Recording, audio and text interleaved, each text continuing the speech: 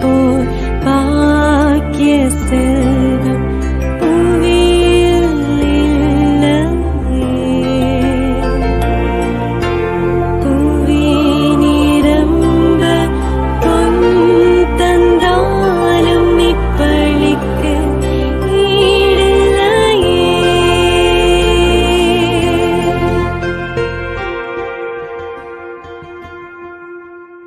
தந்தை மகன் தூய ஆவியாரின் பெயராலே ஆமென். நம் ஆண்டவராகிய இயேசு கிறிஸ்துவின் அருளும் கடவுளின் அன்பும் தூய ஆவியாரின் நட்புறவும் உங்கள் அனைவரோடும் இருப்பதாக. உம் ஆன்மாவோடும் இருப்பதாக. இறையேசுவின் அன்புமிக்க சகோதர சகோதரிகளே, தூய மறை நிகழ்வுகளை நாம் தகுதியோடு கொண்டாட நம்முடைய பாவங்களை ஏற்று மனம் வருந்துவோம். எல்லாம் வல்ல இறைவனிடமும் சகோதர சகோதரிகளே, உங்களிடமும் நான் பாவியனை ஏற்றுக்கொள்கிறேன். ஏனெனில் என் சிந்தனையாலும் சொல்லாலும் செயலாலும் கடமையில் தவறியதாலும் பாவங்கள் பல செய்தேன். என் பாவமே, என் பாவமே, என் பெரும் பாவமே. ஆகையால் எப்பொழுதும் கன்னியான புனித மரியாவையும் வானதூதர் புனிதர் அனைவரையும் சகோதர சகோதரிகளே உங்களையும் நாம் இறைவனாகிய ஆண்டவரிடம் எனக்காக வேண்டிக் கொள்ள மன்றாடுகிறேன். எல்லாம் வல்ல இறைவன் மீது இரக்கம் வைத்து நம் பாவங்களை மன்னித்து நம்மை நிலை வாழ்வுக்கு அழைத்து செல்வாராக. ஆமீன். ஆண்டவரே இரக்கமாயிரும். கிறிஸ்துவே இரக்கமாயிரும். ஆண்டவரே இரக்கமாயிரும். கிறிஸ்துவே இரக்கமாயிரும்.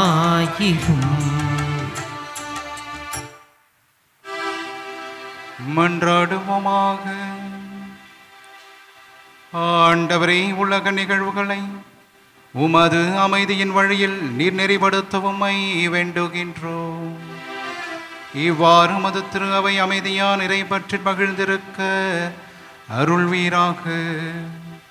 உம்மோடு தூய ஆவியாரின் ஒன்றிப்பில் இறைவனா என்றென்றும் வாழ்ந்து ஆட்சி செய்கின்றவர் வழியாக உம்மை மன்றாடுகின்றோம். ஆமென். திருத்தூதர் பேதுரு எழுதிய முதல் திருமுகத்திலிருந்து வாசகம்.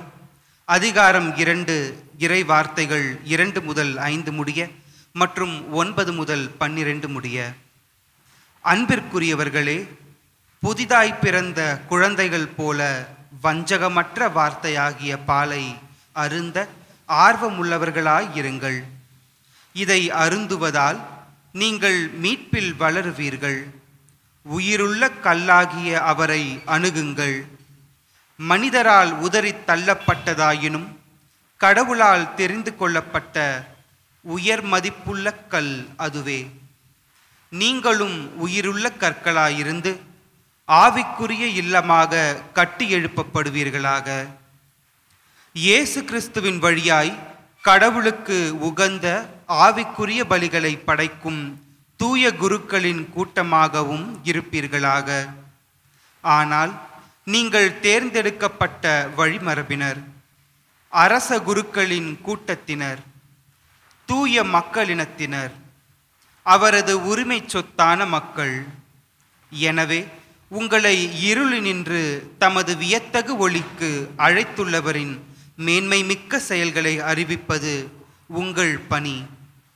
முன்பு நீங்கள் ஒரு மக்களினமாய் இருக்கவில்லை, இப்பொழுது கடவுளுடைய மக்களாக இருக்கின்றீர்கள். முன்பு இரக்கம் பெறாதவர்களாய் இருந்தீர்கள், இப்பொழுதோ இரக்கம் பெற்றுள்ளீர்கள். அன்பிற்குரியவர்களே, நீங்கள் அந்நியரும் தற்கால குடிமக்களுமாய் இருப்பதால் ஆன்மாவை எதிர்த்து போர் புரியும் ஊனியல்பின் இச்சைகளை விட்டுவிடும்படி உங்களை வேண்டிக் கொள்கிறேன். பிற இனத்தினர் நடுவில் நன்னடத்தை உடையவராயிருங்கள். அவர்கள் உங்களை தீயவர்கள் என்று பழித்துரைப்பினும் உங்கள் நற்செயல்களைக் கண்டு கடவுள் சந்திக்க வரும் நாளில் அவரை போற்றி புகழ்வார்கள். இது ஆண்டவர் வழங்கும் அருள்வாக்கு. இறைவனுக்கு நன்றி. பதிலுரை பாடல் பல்லவி. மகிழ்ச்சி நிறை பாடலுடன் ஆண்டவர் திருமுன் வாருங்கள். மகிழ்ச்சி நிறை பாடலுடன் ஆண்டவர் திருமுன் வாருங்கள். அனைத்துலகோரே ஆண்டவரை ஆர்ப்பரித்து வாழ்த்துங்கள். ஆண்டவரை மகிழ்ச்சியுடன் வழிபடுங்கள். மகிழ்ச்சி நிறை பாடலுடன் அவர் திருமுன் வாருங்கள். பல்லவி. மகிழ்ச்சி நிறை பாடலுடன் ஆண்டவர் திருமுன் வாருங்கள். ஆண்டவரே கடவுள் என்று உணருங்கள். அவரே நம்மை படைத்தவர். நாம் அவர் மக்கள், அவர் மேய்க்கும் ஆடுகள். பல்லவி. மகிழ்ச்சி நிறை பாடலுடன் ஆண்டவர் திருமுன் வாருங்கள்.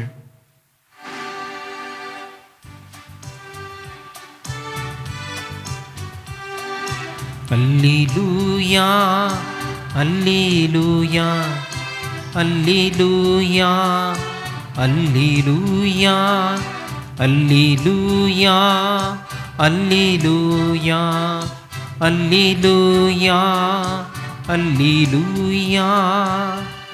உலகின் ஒளி நானே, என்னை பின்தொடர்பவர் இருளில் நடவார் என்கிறார் ஆண்டவர். அல்லேலூயா அல்லேலூயா அல்லேலூயா அல்லேலூயா. ஆண்டவர் உங்களோடு இருப்பாராக. உம் ஆன்மாவோடும் இருப்பாராக. புனித மார்க்கு எழுதிய தூய நற்செய்தியிலிருந்து வாசகம். ஆண்டவரே மாட்சி உமக்கே. அதிகாரம் 10 இறை திருவார்த்தைகள் 46 52 முடிய. இயேசுவும் அவருடைய சீடரும் எரிகோவுக்கு வந்தனர். அவர்களும் திரளான மக்கள் கூட்டமும் எரிகோவை விட்டு வெளியே சென்றபோது திமேயுவின் மகன் பர்த்திமேயு வழியோரும் அமர்ந்திருந்தார். பார்வையற்ற அவர் பிச்சை எடுத்துக் கொண்டிருந்தார். நாசரேத்து இயேசுதாம் போகிறார் என்று அவர் கேள்விப்பட்டு, இயேசுவே தாவீதின் மகனே எனக்கு இரங்கும் என்று கத்தத் தொடங்கினார். பேசாதிருக்குமாறு பலர் அவரை அதட்டினர். ஆனால் அவர் தாவீதின் மகனே எனக்கு இரங்கும் என்று இன்னும் உரக்க கத்தினார். இயேசு நின்று அவரை கூப்பிடுங்கள் என்று கூறினார். அவர்கள் பார்வையற்ற அவரை கூப்பிட்டு, துணிவுடன் எழுந்து வாரும், இயேசு உம்மை கூப்பிடுகிறார் என்றார்கள். அவரும் தம் மேலுடையை எறிந்துவிட்டு குதித்தெழுந்து இயேசுவிடம் வந்தார். இயேசு அவரை பார்த்து, உமக்கு நான் என்ன செய்ய வேண்டும் என்று விரும்புகிறீர் என்று கேட்டார். பார்வையற்றவர் அவரிடம், ரபுனி, நான் மீண்டும் பார்வை பெற வேண்டும் என்றார். இயேசு அவரிடம், நீர் போகலாம், உமது நம்பிக்கை உம்மை நலமாக்கிற்று என்றார். உடனே அவர் மீண்டும் பார்வை பெற்று அவரை பின்பற்றி அவரோடு வழி நடந்தார்.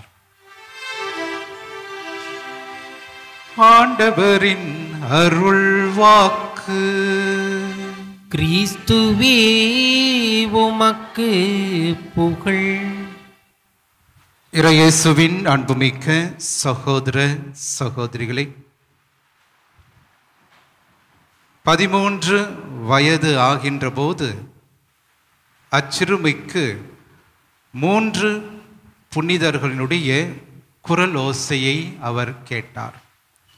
மீண்டுமாக தன்னுடைய 16ஆம் வயதிலே அதே 3 புனிதர்கள் மீண்டுமாக அந்த சிறுமியிடம் தங்களுடைய என்ன செய்ய வேண்டும் என்பதை மீண்டுமாக அந்த சிறுமிக்கு கூறினார்கள். அந்த சிறுமிதான் புனித ஜோன் ஆஃப் ஆர்க். அந்த 3 குரல்கள் யாருடையது என்று பார்க்கின்ற பொழுது மிக முக்கியமாக அதிதூதரான புனித மிக்கேலின் குரல், இரண்டாவதாக புனித சியன்னா கத்ரீன் அம்மாளுடைய குரல், மூன்றாவதாக புனித மார்க்ரெட் அம்மாளுடைய குரல். இந்த 3 குரல்களும் ஒன்றிணைந்து எதை இந்த புனிதைக்கு அறிவுறுத்தினார்கள் என்று பார்க்கின்ற பொழுது, பிரெஞ்சு நாட்டை காப்பாற்று. பிரெஞ்சு நாடு மிக மோசமான ஒரு சூழலில் இருக்கின்றது. ஆங்கிலேய படைகள் முற்றிலுமாக இந்த பிரெஞ்சு நாட்டை சூழ்ந்திருக்கிறார்கள். அவரிடமிருந்து இந்த பிரெஞ்சு நாட்டையும் மன்னரையும் நீர் காப்பாற்ற வேண்டும் என்கின்ற ஒரு மாபெரும் பொறுப்பை 16 வயது சிறுமியாக இருந்த ஜோன் ஆஃப் ஆர்க்குக்கு கொடுக்கப்பட்டது. அதன் பிறகு அவர் மிக முக்கியமாக தன்னுடைய வாழ்க்கையிலே ஒரு வீராங்கனையாக படையிலே சேர்ந்து தன்னுடைய 19ஆம் வயதிலே அவர் ஆங்கிலேயருக்கு எதிராக போரிட்டு மிக பெரிய வெற்றியை பெறுகின்றார். இந்த வெற்றிக்கு முழு காரணமாக இருந்தவர்கள் அந்த 3 புனிதர்களுடைய வழி நடத்துதல் என்று தன்னுடைய வாழ்க்கையிலே மிக முக்கியமாக தான் பெற்ற அந்த ஒரு ஆசீர்வாதத்தை புனித ஜோன் ஆஃப் ஆர்க் நம்பிக்கை அறிக்கையாக அவர் கூறினார். 19ஆம் வயதிலே ஒரு போரிலே சிறை பிடிக்கப்பட்டு மிக மோசமாக பல சித்திரவதைகளை அனுபவித்து இறுதியாக ஒரு தூணிலே கட்டப்பட்டு நெருப்பினாலே அவள் அங்கே கொலை செய்யப்பட்டார். ஆக ஒரு சிறுமியாக, இளம் பெண்ணாக, ஒரு கன்னியாக, மறை சாட்சியாக ஆண்டவருடைய குரலை மட்டுமே நாடி நம்பி தன்னுடைய வாழ்க்கையில் எத்தனை தடைகள் வந்தாலும் எல்லாம் தடைகளையும் தாண்டி இறுதியாக இறைவனுக்காக தன்னுடைய இன்னுயிரை கொடுத்த ஒரு மாபெரும் புனிதையை இன்று நாம் கொண்டாடுகின்றோம். இயேசுவின் பிரியமானவர்களே, உலகம் உங்களை தீர்ப்பிட்டாலும், உலகம் உங்களை ஓரமாக ஒதுக்கினாலும் இறுதியாக கடவுள் உங்களை மேன்மேலும் உயர்த்துவார் என்பதற்கு இந்த புனிதை ஒரு சான்றாக திகழ்கின்றார். இயேசுவின் பிரியமானவர்களே, இன்றைய நற்செய்தியிலே ஆண்டவராகிய இயேசு கிறிஸ்து பார்வையற்ற பர்த்திமேயுவுக்கு மீண்டும் பார்வை கொடுக்கின்றார். ஏசாயா இறைவாக்கினர் 29ஆம் அதிகாரம் 18ஆம் இறை வார்த்தை இவ்வாறாக சொல்லுகிறது: பார்வையற்றோரின் கண்கள் திறக்கப்படும். ஆகவே இந்த பார்வையற்றோருடைய கண்களை யார் திறப்பார் என்றால், வருகின்ற மெசியா மட்டுமே அந்த பார்வையற்றவருடைய கண்களை திறப்பார் என்று எசாயா இறைவாக்கினர் முன்குறித்து வைத்தார். இயேசுவின் பிரியமானவர்களே, அத்தகைய ஒரு மெசியாவாக இன்று பர்த்திமேயு ஆண்டவர் இயேசுவை காண்கின்றார். பர்த்திமேயு என்பதற்கு என்ன பொருள் என்று பார்க்கின்ற பொழுது, பர்த்திமேயு என்றால் அசுத்தத்தின் மகன். ஆகவே சன் ஆஃப் தி அன்கிளீன். ஆக அத்தகைய ஒரு அசுத்தத்தின் மகனாக உலகமே அவரை ஓரங்கட்டிய நேரத்திலும், உலகம் அவரை பிச்சைக்காரன், குருடன் என்று ஓரங்கட்டிய அந்த நேரத்திலும் ஆண்டவராகிய இயேசு கிறிஸ்து அந்த பர்த்திமேயுனுடைய உரத்த குரலை கேட்கின்றார். அவனுக்கு பார்வையை தருகின்றார். எபிரேயருக்கு எழுதப்பட்ட நூலிலே 11ஆம் அதிகாரம் 6ஆம் இறை வாக்கியம் இவ்வாறாக சொல்லுகிறது: கடவுளை அணுகி செல்வோர் அவர் இருக்கிறார் என்பதையும், அவரை தேடிச் செல்வோருக்கு தக்க கைமாறு அளிக்கிறார் என்பதையும் நீங்கள் நம்ப வேண்டும். ஆகவே பர்த்திமேயு தன்னுடைய வாழ்க்கையிலே கடவுள் நிச்சயமாக என்னுடைய குரலை கேட்பார், எனக்கு கைமாறு தருவார் என்ற நம்பிக்கையை அவர் பெற்றிருந்தார். அந்த நம்பிக்கை அவருக்கு வாழ்வை கொடுத்தது என்பதை நாம் பார்க்கின்றோம். இயேசுவின் பிரியமானவர்களே, ஓட்டப்பந்தயங்களிலே மிக கடினமான ஓட்டப்பந்தயம் எது என்றால் தடைகள ஓட்டப்பந்தயம், அப்டக்கிள் ரேஸ். அந்த ஓட்டப்பந்தயத்திலே கலந்து கொள்ளுகின்ற வீரர்கள் தடைகளை தாண்டி தாண்டி குதித்து ஓடி இறுதியாக அவர்கள் வெற்றியை பெற வேண்டும். அதுபோலதான் ஒவ்வொருவருடைய வாழ்க்கையும் அமைந்திருக்கிறது. நம்முடைய வாழ்க்கை ஒவ்வொன்றும் இந்த தடைகள போட்டி போலதான். காரணம், நம்முடைய வாழ்க்கையிலே ஒவ்வொரு பொழுதிலும் நம்முடைய வாழ்க்கைக்கு முன்பாக பல தடைகள் இருக்கின்றன. பல நேரத்தில் இந்த தடைகள் எல்லாம் மிகப்பெரிய தடைகளாக இருக்கிறது. என்னால் இந்த தடையை தாண்ட முடியுமா? என்னால் இந்த துன்பத்தை தாண்டி நான் வெற்றி பெற முடியுமா கடவுள் மீது நான் நம்பிக்கை வைத்து என்னால் எல்லாவற்றையும் தாங்க முடியுமா என்ற கேள்வி பல தருணத்திலே நமக்கும் எழுகின்றது. ஆனால் இந்த கேள்விகள் எல்லாம் எழுகின்ற பொழுது ஒன்றை நாம் புரிந்து கொள்ள வேண்டும். தடைகளை தாண்டினால்தான் மாட்சி நமக்கு. தடைகளை தாண்டினால்தான் நம்முடைய வாழ்க்கையிலே வெற்றி நமக்கு என்றும் உண்டு என்பதை நாம் புரிந்து கொள்ள அழைக்கப்படுகின்றோம். புனித ஜோன் ஆஃப் ஆர்க் எல்லாம் தடைகளையும் தாண்டினார். கடவுள் அவரை மாட்சிப்படுத்தினார்.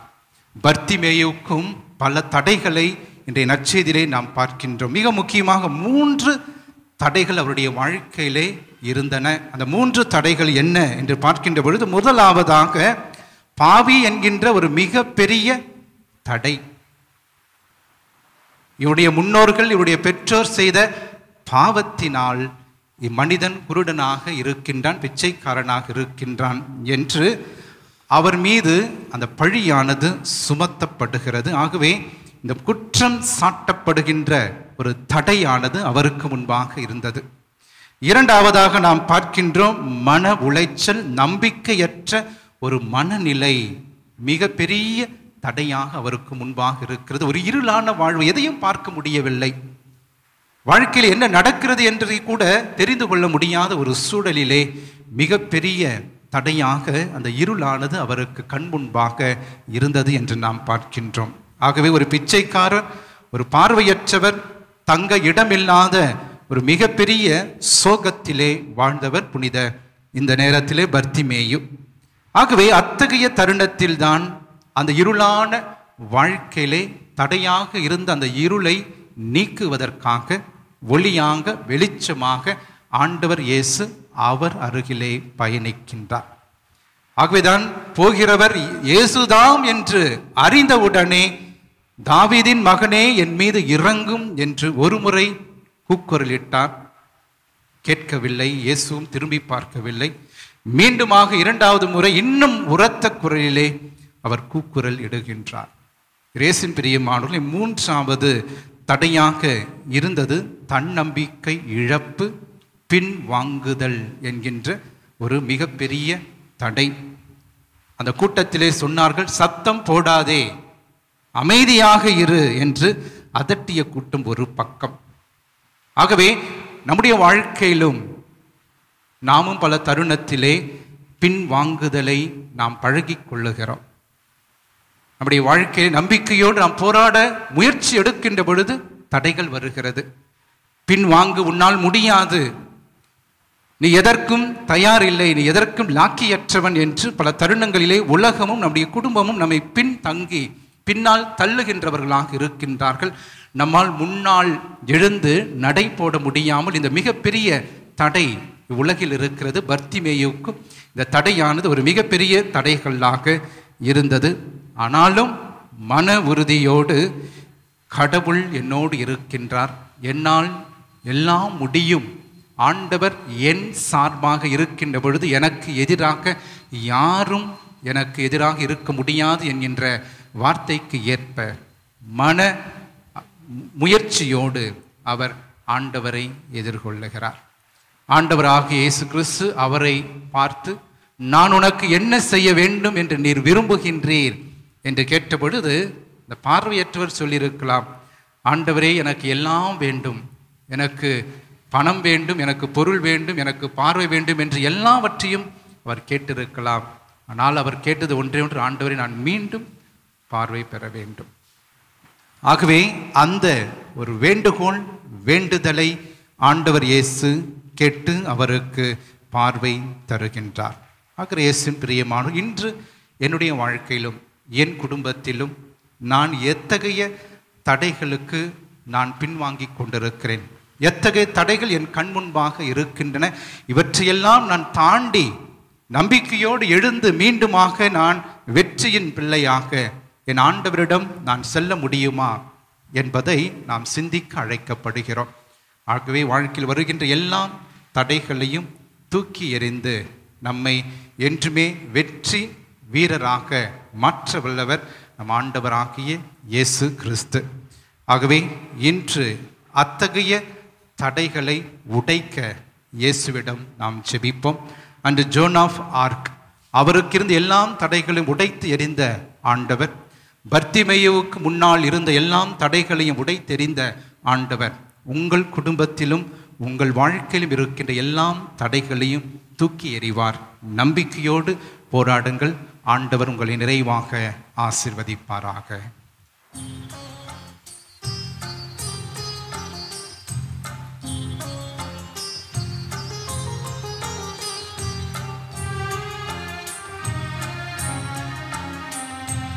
தீப ஒளியும் எரிவதற்கு எண்ணெயை விளக்கு கேட்கின்றது.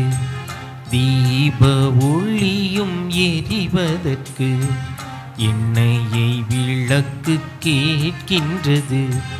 தெய்வ விளக்கு எரிவதற்கு என்னையே தெய்வம் கேட்கின்றது.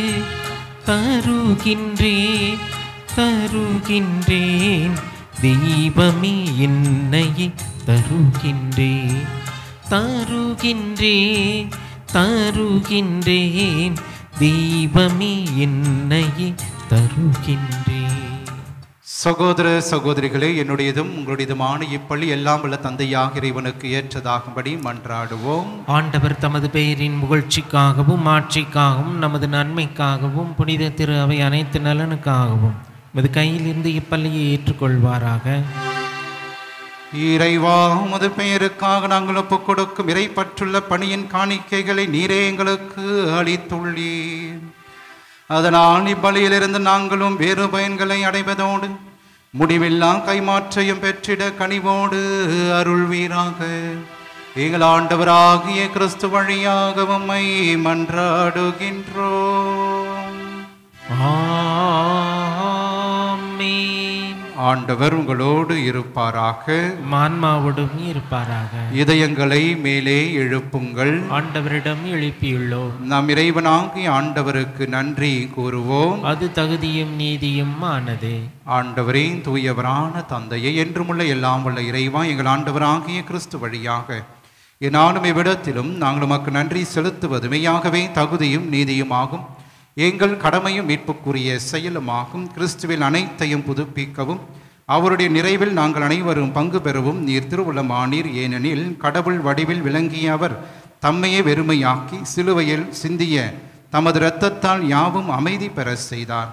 எனவே அவர் அனைத்துக்கு மேலாக உயர்த்தப்பட்டு தமக்கு கீழ்ப்படிவோர் அனைவருக்கும் நிலையான மீட்பின் காரணரானார். ஆகவே வானதூதன் முதன்மை வானதூதரோடும் அரியணையில் அமர்வோர் தலைமை தாங்குவோரோடும் வான்படைகளின் அணிகள் அனைத்தோடும் சேர்ந்த நாங்கள் உமது மாட்சிமையில் புகழ்ந்து முடிவின்றி சொல்வதாவது: தூயவர் தூயவர் தூயவர், வான்படைகளின் கடவுளாம் ஆண்டவர். விண்ணகமும் மண்ணகமும் மது மாட்சியால் நிறைந்துள்ளன. உன்னதங்களிலே ஓசன்னா. ஆண்டவர் பேரால் வருகிறவர் ஆசி பெற்றவர். உன்னதங்களிலே ஓசன்னா. ஆண்டவரே, நிர்மையாகவே தூயவர், தூய்மை அனைத்திற்கும் ஊற்று. ஆகவே உம்முடைய ஆவியை பொழிந்து இக்காணிக்கைகளை தூய்மைப்படுத்த உம்மை வேண்டுகிறோம். இவ்வாறு எங்கள் ஆண்டவர் இயேசு கிறிஸ்துவின் உடலும் இரத்தமுமாக எங்களுக்கு இவை மாறுவனவாக. அவர் பாடுபட உளம் கனிந்து தம்மை கையளித்த போது அப்பத்தை எடுத்து நன்றி செலுத்தி அதை பிட்டு தம் சீடர்களுக்கு அளித்து கூறியதாவது: அனைவரும் இதிலிருந்து பெற்று உண்ணுங்கள், ஏனெனில் இது உங்களுக்காக கையளிக்கப்படும் என் உடல்.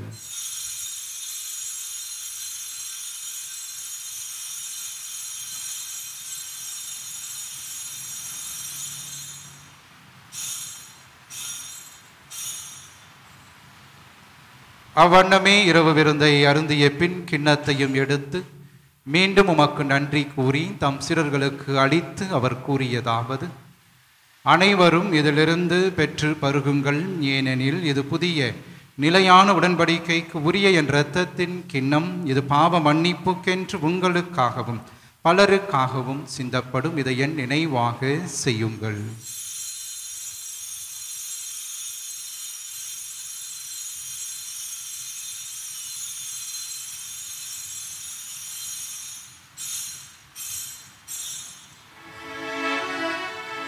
நம்பிக்கையின் மறை பொருள். ஆண்டவரே, நீர் வருமளவும் உமது இறப்பினை அறிக்கையிடுகின்றோம், உமது உயிர்ப்பினையும் எடுத்துரைக்கின்றோம். ஆகவே ஆண்டவரே, நாங்கள் கிறிஸ்துவின் இறப்பினையும் உயிர்ப்பினையும் நினைவு கூர்ந்து வாழுதரும் அப்பத்தையும் மீட்பளிக்கும் கிண்ணத்தையும் மக்கு கொடுக்கின்றோம். உம் திருமுனின்று மக்கு ஊழியம் புரிய தகுந்தவர்கள் என எங்களை ஏற்றுக்கொண்டு எனவே மக்கு நன்றி கூறுகிறோம். மேலும் கிறிஸ்துவின் உடலிலும் இரத்தத்திலும் பங்கு கொள்ளும் எங்களை தூயாவியார் ஒன்று சேர்க்க வேண்டும் என உம்மை தாழ்மையுடன் மன்றாடுகின்றோம். ஆண்டவரே, உலகெங்கும் பரவியிருக்கும் அது திரு அவையை நினைவு கூர்ந்தருளும். எங்கள் திருத்தந்தை பிரான்சிஸ், எங்கள் பேராயர் ஜார்ஜ் ஆண்டகை, எல்லாம் திருநிலையினர் ஆகியவரோடு மது திரு அவை அன்பில் நிறைவு பெற செய்தருளும். உயிர்த்தெழுமெது நோக்குடன் துயில் கொள்ளும் எங்கள் சகோதரர் சகோதரிகளையும் இறந்தோர் அனைவரையும் இரக்கத்துடன் நினைவு கூர்ந்து மது திருமுக ஒளியினுள் ஏற்றருளும். எங்கள் அனைவர் மீதும் இரக்கமாயிரும். கடவுளின் கன்னித்தாயான புனிதமிக்க ஆரோக்கிய அன்னை, அவருடைய கணவரான புனித யோசேப்பு, புனித திருத்தூதர்கள், சிறப்பாக இன்று நாங்கள் நினைவு கூறுகின்ற புனித ஜோன் ஆஃப் ஆர்க் மற்ற அனைத்து புனிதரோடு நாங்கள் நிலை வாழ்வில் பங்கு கொள்ளும் தகுதி பெற்று உம் திருமகன் இயேசு கிறிஸ்து வழியாக உம்மை புகழ்ந்தேத்தும் வரமருள உம்மை மன்றாடுகின்றோம். இவர் வழியாக இவரோடு இவரில் எல்லாம் வல்ல இறைவனாகிய தந்தையே, தூய ஆவியாரின் ஒன்றிப்பில் எல்லா புகழும் ஆட்சியும் என்றென்றும் உமக்கு உரியதே. ஆமென், ஆமென், ஆமென். கடவுளை தந்தை என அழைக்க இயேசு நமக்கு கற்றுக் கொடுத்த ஜெபத்தை விண்ணக தந்தையை நோக்கி நாம் நம்பிக்கையோடு மன்றாடுவோம். விண்ணுலகில் இருக்கின்ற எங்கள் தந்தையே, உமது பெயர் தூயது என போற்றப் பெறுக. உமது ஆட்சி வருக. உமது திருவுளம் விண்ணுலகில் நிறைவேறுவது போல மண்ணுலகிலும் நிறைவேறுக. எங்கள் அன்றாட உணவை இன்று எங்களுக்கு தாரும். எங்களுக்கு எதிராக குற்றம் செய்வோரை நாங்கள் மன்னிப்பது போல எங்கள் குற்றங்களை மன்னியும். எங்களை சோதனைக்கு உட்படுத்தாதேயும், தீமையிலிருந்து எங்களை விடுவித்தருளும். ஆண்டவரே, தீமை அனைத்திலிருந்தும் எங்களை விடுவித்து எங்கள் வாழ்நாளில் அமைதியை கனிவோடு அருளுமை மன்றாடுகிறோம். முதரக்கத்தின் உதவியால் நாங்கள் பாவத்திலிருந்து எப்போதும் விடுதலை பெற்று யாதொரு கலக்கமுமின்றி நலமாய் இருப்போமாக. நாங்கள் எதிர்நோக்கி இருக்கும் பேரின்பத்துக்காகவும் மீட்பராக இயேசு கிறிஸ்துவின் வருகைக்காகவும் காத்திருக்கின்றோம். ஏனெனில் ஆட்சியும் வல்லமையும் ஆட்சியும் என்றென்றும் அதே.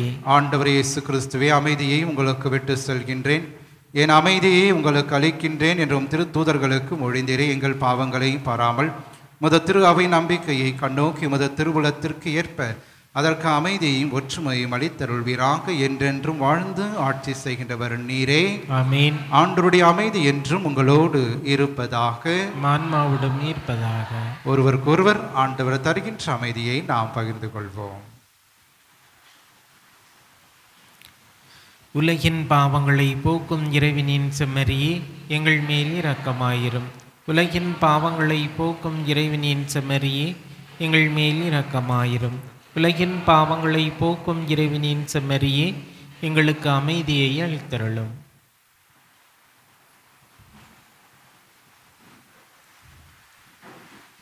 இதோ இறைவனின் செம்மறி, இவரே உலகின் பாவங்களை போக்குபவர். நம்முடைய அன்றாட குடும்ப வாழ்விலே நமக்கு எதிராக வருகின்ற எல்லாம் தீமைகள், துன்பங்கள், தீராத கடன் சுமைகள், உடல் உள்ளத்தை வாட்டுகின்ற நோய்கள், அலகையினால் வருகின்ற சோதனைகள், இவை அனைத்திலிருந்து நம்மை தினந்தோறும் காத்து வழிநடத்துகின்ற உயிருள்ள இயேசு கிறிஸ்து இவரே. இவருடைய திருவிருந்திற்கு அழைக்க பெற்ற நாம் அனைவருமே பேறு பெற்றோர். ஆண்டவரே, நீர நிலத்தில் எழுந்தருளி வர நாம் தகுதியற்றவன், ஆனால் ஒரு வார்த்தை மட்டும் சொல்லி அருளும், எனது ஆன்மா நலமடையும். கிறிஸ்துவின் திருவுடல் திருரத்தம் நம்மை காத்து நிலை வாழ்வு நமக்கு அளிப்பதாக. ஆமென். நன்றியோடு மன்றாடுவோமாக.